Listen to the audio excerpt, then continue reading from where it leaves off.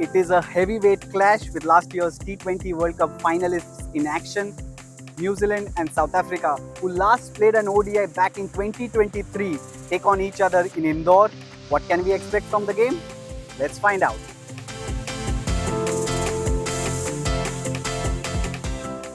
In their World Cup opener, South Africa played Anneke Bosch instead of Annery Dirksen, who's been a regular for them in ODI cricket.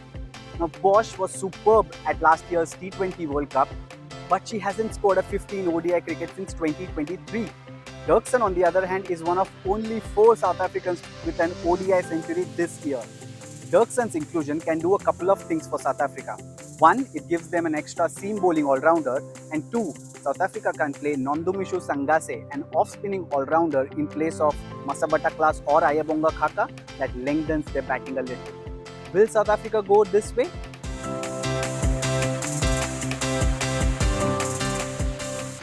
Since the start of 2024, New Zealand's top 6 have averaged 29.70 in ODIs.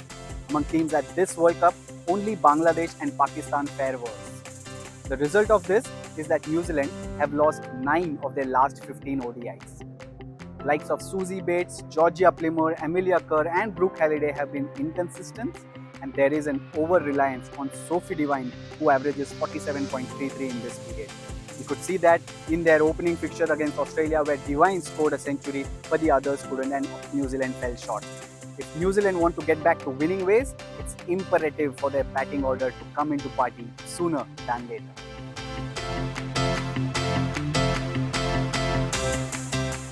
New Zealand have won 12 of the 20 ODIs they've played against South Africa. They've also won 3 out of the 4 times they've met at the ODI World Cups. But in their last 7 meetings, South Africa have won 6 times. The contrast does not end there. New Zealand's last ODI series before the World Cup was in March, while South Africa have been constantly in action, playing the Tri-Series, then against West Indies and then against Pakistan. Which team has the upper hand heading into this contest?